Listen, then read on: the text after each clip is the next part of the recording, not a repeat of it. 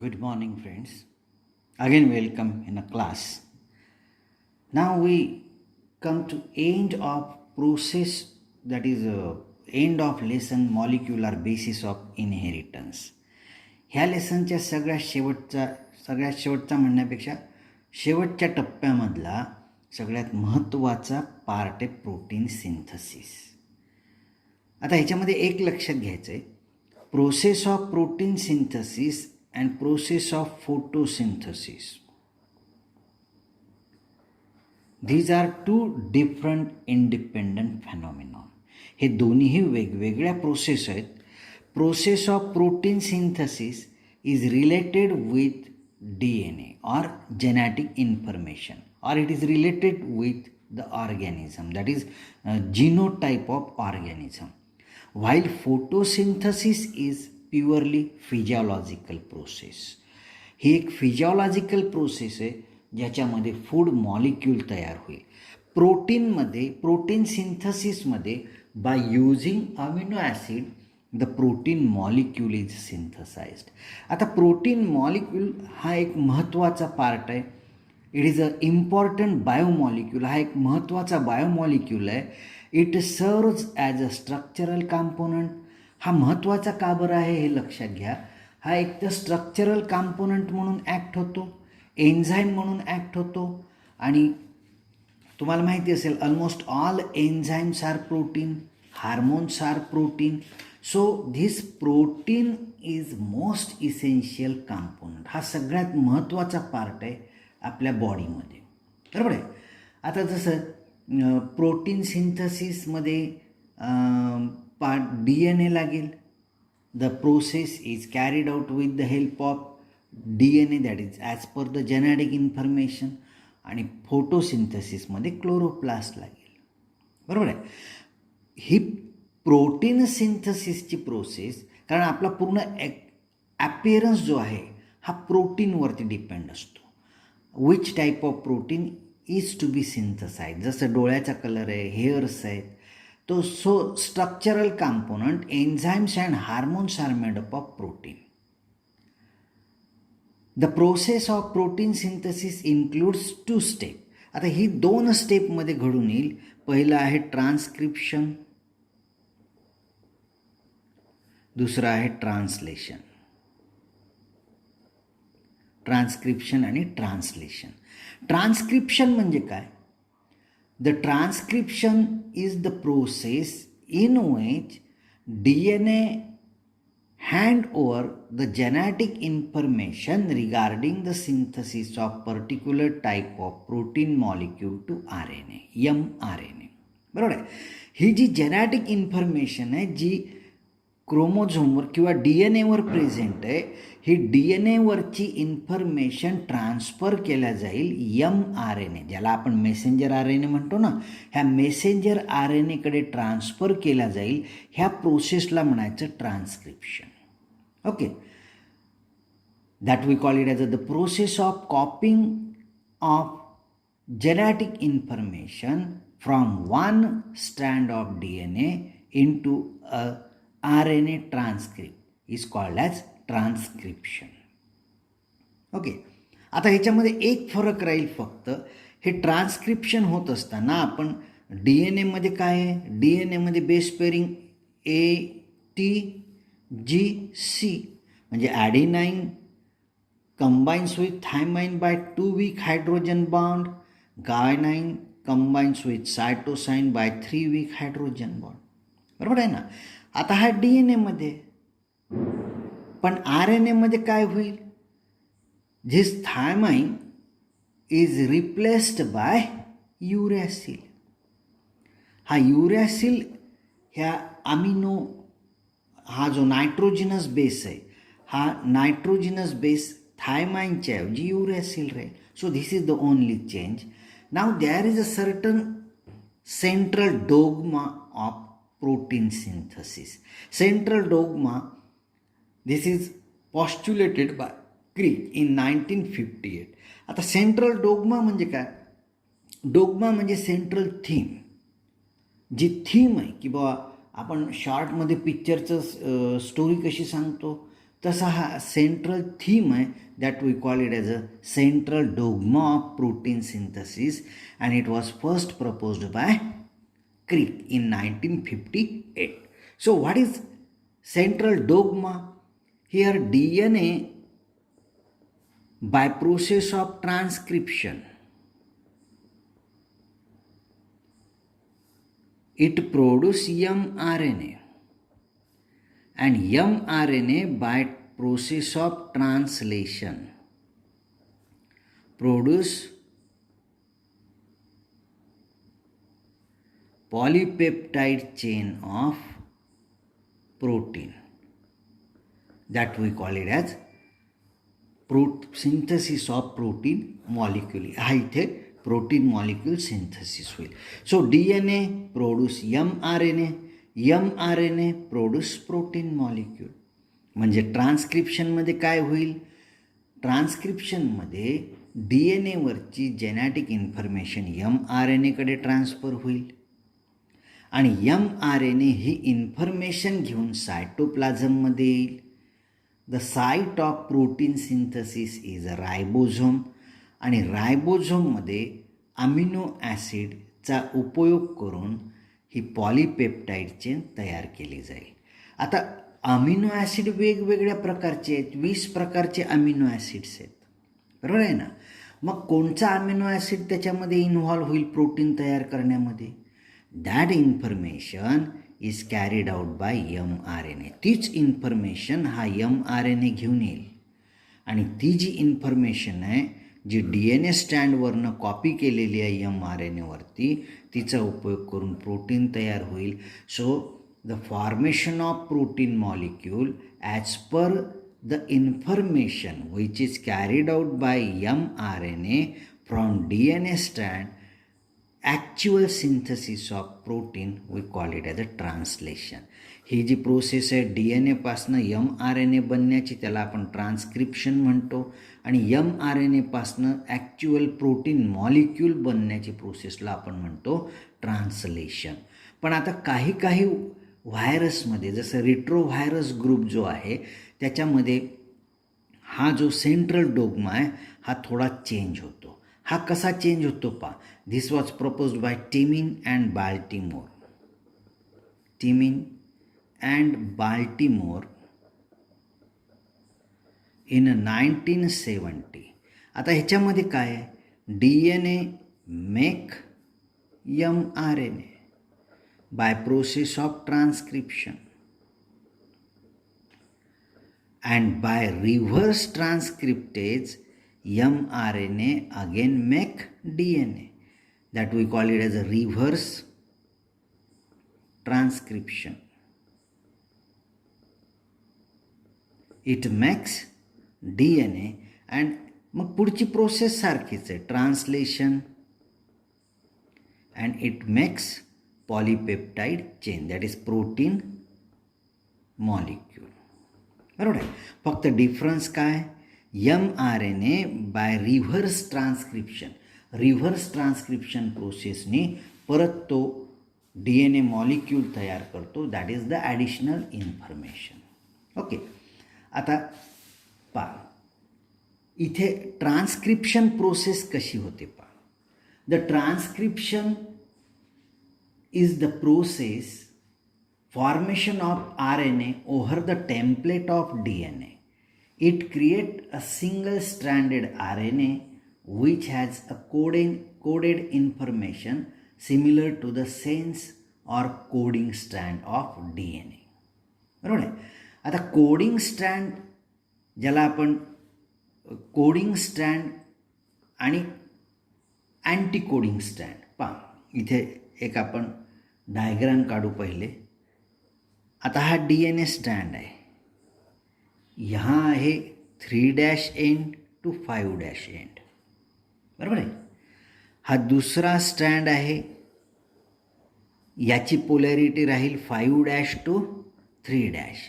मग आता हा DNA स्टँडच्या कोणत्या स्टँडवरती mRNA सिंथसिस होईल? It is 3' to 5'. Okay. So this 3' to 5' strand we call it as a template स्टँड. ह्या 3' to 5' स्टँडला आपण म्हणतो टेम्पलेट स्टँड किंवा त्यालाच आपण म्हणतो अँटीसेन्स स्टँड. बरोबर आहे. आणि दुसरा जो आता हा झाला टेम्पलेट स्टँड, बरोबर आहे. आणि हा झाला कोडिंग स्टँड. 5' to 3' एंड ज्याचा आहे तो झाला कोडिंग स्टँड किंवा ज्याला आपण म्हणतो सेन्स स्टँड. ह्यालाच म्हणायचं हा अँटीसेन्स स्टँड, हा सेन्स स्टँड. बरोबर आहे. आता जनरली एका स्टँडवरची इन्फॉर्मेशन ही mRNAला ट्रान्सफर केली जात असते आणि तो स्टँड आहे 3' to 5'. बरोबर आहे. So this 3' to 5' stand act as a template stand. आता 5' to 3' कडनं इन्फॉर्मेशन ट्रान्सफर होत नाही का? असं होत नाही. आता ह्याचं कारण कसं आहे माहिती का? It is not possible. It is because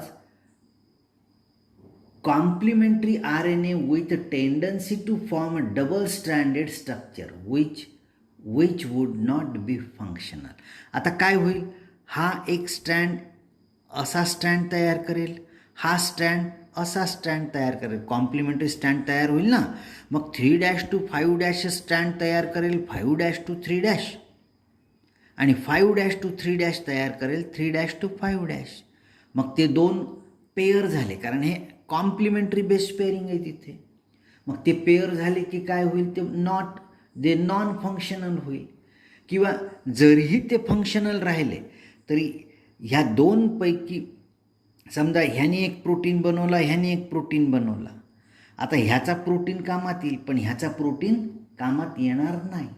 so हा प्रोटीन कसा राहील? It is responsible to form dysfunctioning or agglutination and other defects may be possible in an organism.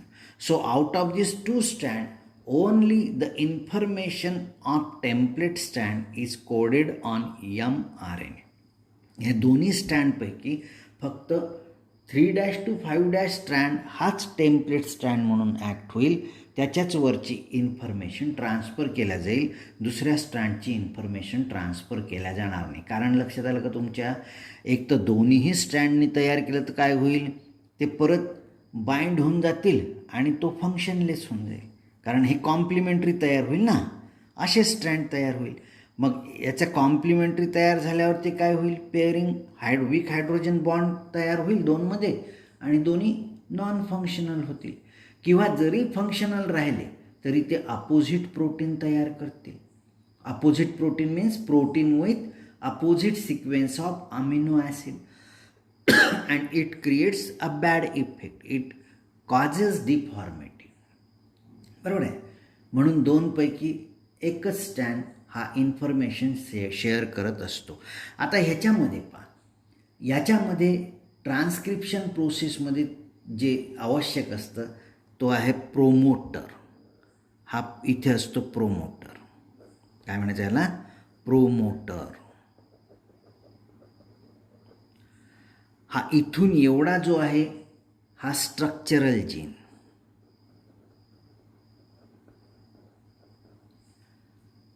आणि इथे शेवटी जो असतो तो हा आहे टर्मिनेटर. This is terminator. बरोबर आहे. So promoter, terminator, the segment of template stand which takes part in a transcription is called it as a transcription unit. आता हे तिन्हीचा बनलेला आहे ट्रान्स्क्रिप्शन युनिट. जो टेम्पलेट स्टँडवरचा जो रिजन हा protein which takes part in a transcription, जो ट्रान्स्क्रिप्शनमध्ये भाग घेईल, that we call it as a transcription unit. It has a promoter region in a beginning. ह्याच्या सुरुवातीला असतो प्रोमोटर रिजन किंवा अपस्ट्रीम स्टँडला असतो प्रोमोटर रिजन आणि प्रोमोटर रिजन तयार करण्यासाठी 3' to 5' तसंच 5' to 3' या दोन्हीही स्ट्रँडची उपयोग होत असतो. Both strand contribute in a formation of this promoter region. Okay, आता हा जो टर्मिनेटर रिजन आहे, terminator region is present toward, हा कुठल्या साईडला आहे, प्रॉक्झिमल एरिया, बरोबर आहे. So it is present toward distal area किंवा मागच्या साईडला. हा प्रोमोटर, हा अपस्ट्रीम, हा downstream. Okay, so it is present toward the side of 5' end, and it is toward the downstream, बरोबर आहे. हा डाऊनस्ट्रीम साईडला आहे. नाव both the strands of DNA seems to be involved in a formation of promoter. It is often called 5' end. आता एक लक्षात घ्या, हा प्रोमोटर स्ट्रँड कोणचा आहे? The promoter strand is promoter region is the region which provide binding site to transcription factor and RNA polymerase. हा असा region असतो DNA स्ट्रँडवरचा की जो RNA पॉलिमरेजला बाइंडिंग साईट प्रोव्हाइड करतो. It is often called as a Pribnow box. ह्यालाच आपण म्हणतो Pribnow box or TA region किंवा TA box. It is a AT rich area. आता हा TA बॉक्स काय आहे किंवा प्रिबनाव बॉक्स काय आहे? हा टेम्पलेट रिजनवरचा असा रिजन आहे की ज्या रिजनवरती AT म्हणजे ॲडिनाईन आणि थायमाईन ह्याचं पर्सेंटेज जास्त असेल.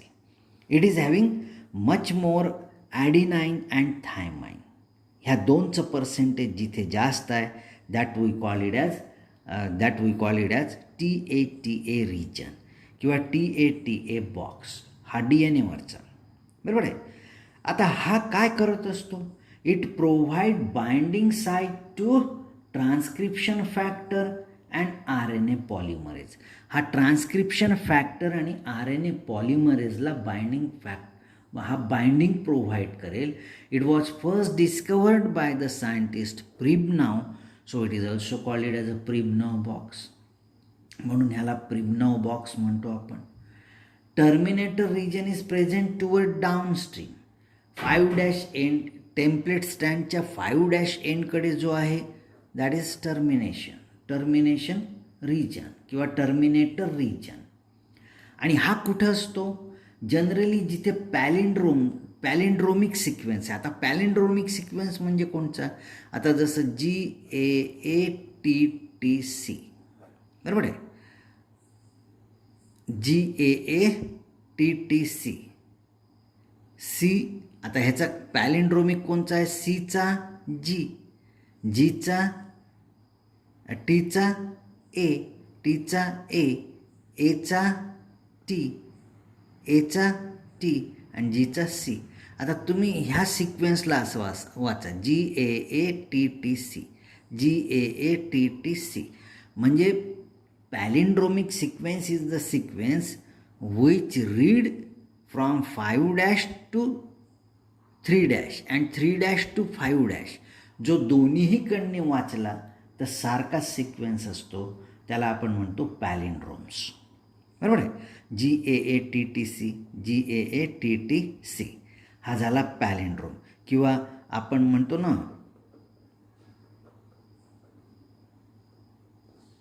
हा इकडून वाचा, हा दोन्ही सारखाच आहे, बरोबर आहे. आता हा झाला पॅलिंड्रोम्स. मग ज्या रिजनवर टेम्पलेटच्या पॅलिंड्रोमिक सिक्वेन्स आहे तो region it behaves as a termination region. आता हा रिजन काय करत असतो? There is a site for attachment of RH factor for release of RNA polymerase. आता हा RNA पॉलिमरेज जो हा प्रोमोटर रिजन काय करेल, it provide binding site for RNA polymerase. हा RNA पॉलिमरेजला बाइंडिंग साईट प्रोव्हाइड करेल. मग RNA पॉलिमरेज ट्रान्स्क्रिप्शन प्रोसेस घडवून आणेल आणि ही घडून इथे आता संपलं, इथे टर्मिनेशन आहे. म्हणजे हा RNA पॉलिमरेज इथून निघून जायला पाहिजे की नाही. मग हा RH फॅक्टर काय करेल, RH factor for release of RNA polymerase. मग हा RH फॅक्टर अटॅच करण्यासाठी हा रिजन महत्त्वाचा आहे. इथे काय होईल, the process of transcription terminates. आता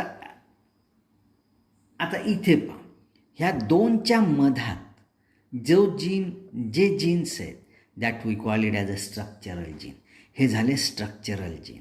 and this is the actual information which is copy down to form mRNA. इथली इन्फॉर्मेशन ॲक्च्युअली ट्रान्सफर केली जात असते प्रोमोटर रिजन आणि टर्मिनेशन रिजनच्या मधातले जीन्स जे आहेत that constitute to form structural gene. बरोबर आहे. Now it is mostly monocistronic in eukaryotes and polycistronic in prokaryotes. In a transcription unit the position of terminator and promoter part is crucial for defining of coding and template stand. If their position are reversed, the coding stand can becomes template while template stand is converted into coding one. आता ह्या दोनचं जागा किंवा ह्याची position crucial आहे. ह्या दोन्हीची position आपण बदलली. आता हा प्रोमोटरला आपण टर्मिनेटर म्हटलं तर कोडिंग आणि म्हणजे कोणचे स्टँड, हे दोन स्टँड आहे ना, हा आपला टेम्पलेट स्टँड आणि हा कोडिंग स्टँड आहे.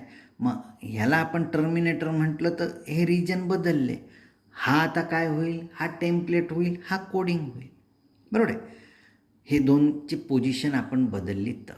पण प्रोमोटर इथे आणि टर्मिनेशन इथे असेल तर हा झाला टेम्पलेट स्टँड, हा झाला कोडिंग स्टँड. पण इथे प्रोमोटर आहे, इथे टर्मिनेटर रिजन आहे, तर हा झाला टेम्पलेट, हा झाला कोडिंग, उलटं होईल त्याच्या. ओके. आता पहा, आता actual process of protein synthesis कशी होते, हे रिजन लक्षात आले का. हा मधला रिजन कोणता आहे, it is the structural region. Okay. आता काय होईल माहिती का, हा प्रोसेस ऑफ mRNA ट्रान्स्क्रिप्शन 3 स्टेपमध्ये घडून येत असतं. पहिला आहे इनिशिएशन, दुसरा आहे इलॉंगेशन आणि तिसरी स्टेप आहे टर्मिनेशन. Third is termination. आता इनिशिएशनमध्ये पहा काय काय लागतं आपल्याला. We need activation of ribonucleotide. आपल्याला mRNA तयार करायचे असतील तर रायबोन्यूक्लियोटाईड लागतील. बरोबर आहे. नाव रायबोन्यूक्लियोटाइड्स, there are 4 types of ribonucleotides are there. आपल्याकडे 4 वेगवेगळ्या प्रकारचे रायबोन्यूक्लियोटाइड्स आहेत. बरोबर आहे. मग पहिली स्टेप कोणची आहे माहिती का याच्यामध्ये, activation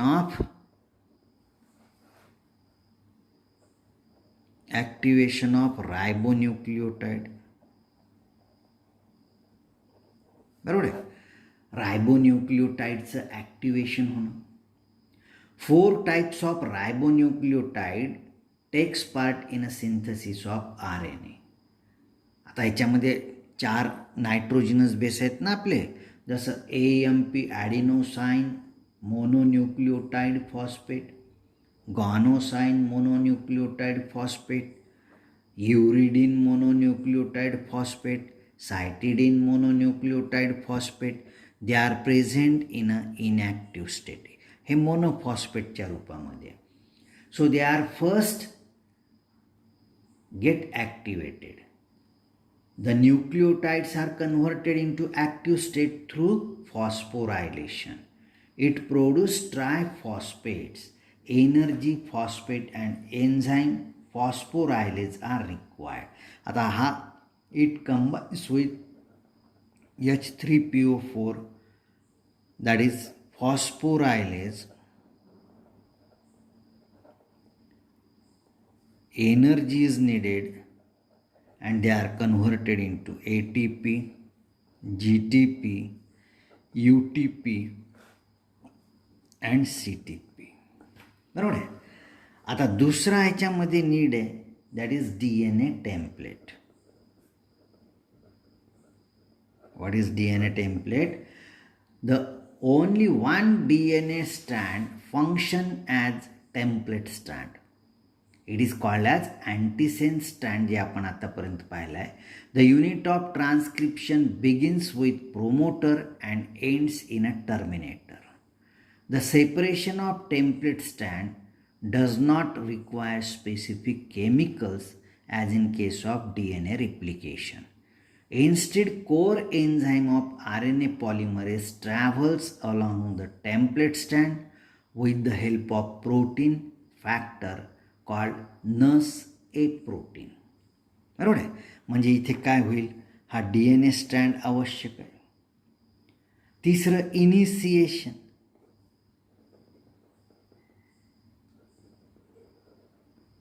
RNA polymerase reaches promoter region. हा RNA polymerase promoter region कडे reach होईल. Then sigma factor recognize the promoter region. In eukaryotes there is a separate transcription factor for recognizing of promoter region. As soon as the enzyme RNA polymerase get attached, the template DNA of transcription unit begins to unzip. आता इथे काय होईल माहिती का, हे आपण थोडा diagram इथे पहा. हा DNA स्ट्रँड आहे, बरोबर आहे. हा DNA strand 3' to 5' strand act as a template strand. आता इनिशिएशन होत असताना RNA पॉलिमरेज हा इथे अटॅच व्हायला पाहिजे 3' to 5' एंडला. हा RNA पॉलिमरेज हा प्रोमोटर रिजन, हा सिग्मा फॅक्टर जो आहे, the sigma factor recognise promoter region. Sigma factor recognise RNA polymerase. RNA polymerase reaches the promoter region. हा RNA polymerase promoter region कडे reach होईल. Sigma factor recognize the promoter region. हा sigma factor हा promoter रिजनला recognise करेल and provide site of attachment. This sigma factor is also called as a NUS-A protein. Okay. आता base pairing पा कसं होईल. आता इथे हे नायट्रोजिनस बेस सेपरेट झाले. This RNA polymerase is responsible to unzip the strand. हा RNA पॉलिमरेज हा प्रोटीन फॅक्टरसोबत ह्या स्टँडवरनं मूव्ह होईल. ह्याला स्पेसिफिक एन्झाईम नाही लागेल. जसं DNA रिप्लिकेशनच्या वेळेस लागतात तसे एन्झाईम्स नाही लागतील. इथे काय होईल, हा RNA पॉलिमरेज ह्या सिग्मा फॅक्टरची मदत घेऊन ह्या स्टँडवरनं मूव्ह होईल. आणि हा जसा जसा मूव्ह होईल, it is responsible to unzip the स्टँड. हा स्टँड अनझिप होत जाईल किंवा हा स्टँड सेपरेट होत जाईल. आता हे जे नायट्रोजिनस बेस आहे, हे नायट्रोजिनस बेस काय करतील, दिस नायट्रोजिनस बेस अट्रॅक्ट कॉम्प्लिमेंटरी न्यूक्लिओटाईड. आता हा कॉम्प्लिमेंटरी न्यूक्लिओटाईड अट्रॅक्ट करून राहिला, ही चेन बनून राहिली, बरोबर आहे. तर आता काय होईल, the activated phosphorylated ribonucleotide come to lie opposite complementary nitrogenous bases of template strand A. हे कॉम्प्लिमेंटरी जे ॲक्टिवेटेड झाले होते ना, जे ATP, GTP, UTP, CTP तयार झाले होते, हे ह्या कॉम्प्लिमेंटरी बेसकडे अट्रॅक्ट होतील आणि काय तयार होईल, जसं strand A opposite T, U opposite A, G opposite C and C opposite G. pyrophosphate radical is released from each. On hydrolysis, it liberates energy. The energy is used in a chain formation as well as in establishing temporary bonds between complementary base pair. हा जो इथे काय होईल, there is a phosphorylation process, बरोबर आहे. आणि इथे energy liberate होईल, म्हणजे ATPचं conversion AMP plus 2PI plus energy, बरोबर आहे. And that energy is utilise to make the bond. इथे बॉन्ड बनण्यासाठी ती एनर्जी वापरल्या जाईल, बरोबर आहे. आता काय होईल, formation of RNA chain. The core enzyme with the help of energy and Mg di positive built a phosphodiester linkage. आता हा असं होत होत होत काय होईल, इथपर्यंत पोहोचेल, बरोबर आहे. As the enzyme moves along the DNA template, RNA chain elongates. ही चेन हा अनझिप होत गेला आणि ही चेन बनत बनत इथपर्यंत आला. आता इथे काय आहे, there is a termination factor. इथे टर्मिनेशन रिजन आहे, बरोबर आहे. Synthesis continue till the enzyme reaches the termination region. In the termination region, RNA polymerase is separated from the DNA template by means of RH factor and NUSG. NUSG and RH factor is responsible to separate RNA polymerase. हा RNA polymerase release करेल आणि ही chain जी आहे प्रोटीनची ती इथे तयार होईल, बरोबर आहे. The chain is separated. आता ह्याच्यानंतर ही जी चेन, ही mRNAचा जो स्टँड झाला, that we call it as a primary transcript. त्याला आपण म्हणतो प्रायमरी ट्रान्सक्रिप्ट. आता ह्याच्यामध्ये पुष्कळ सारे चेंजेस होत असतात, त्याला आपण म्हणतो पोस्ट ट्रान्सक्रिप्शन चेंजेस. इथपर्यंत लक्षात आलं. So there is a post transcription changes. आता पोस्ट ट्रान्सक्रिप्शन चेंजेसमध्ये काय होतं, इट इज, आता हा जो स्टँड तयार झाला हा बिगर आहे, हा मोठा आहे दॅन फंक्शनल RNA. जो फंक्शनल RNA पाहिजे त्याच्यापेक्षा हा मोठा आहे. So primary transcript produced by RNA polymerase 2 is called as heterogeneous nuclear RNA. त्यालाच आपण म्हणतो HNRNA. So there is a formation of HNRNA. It combines with protein. हा प्रोटीनशी कंबाईन होईल. जो इथे RNA तयार झाला तो कसा आहे, हेट्रोजिनस न्यूक्लियर RNA आहे, त्यालाच आपण म्हणतो HNRNA. It combines with protein to form HNRNP. आता पहिल्या याच्यामध्ये जे पोस्ट ट्रान्सक्रिप्शन चेंजेस आहे त्याच्यामध्ये पहिली स्टेप आहे क्लीव्हेज. आता हा मोठा ह्याच्यामध्ये अननेसेसरी इन्फॉर्मेशन आहे ना mRNAमध्ये. A bigger primary transcript is often cleaved to form RNA of desired length, बरोबर आहे. त्याला कट केला जातो आणि डिझायर्ड लेंथचा mRNA तयार होईल. दुसरी स्टेप आहे ह्याच्यामध्ये splicing. Most of the eukaryotic mRNAs contain non-coding segment called introns or intervening sequence. ह्याच्यामध्ये इंट्रॉन्स किंवा intervening sequence IVS. So this introns or IVS is removed. The process of removal of introns through cutting and joining the essential sequence of exon is called as splicing.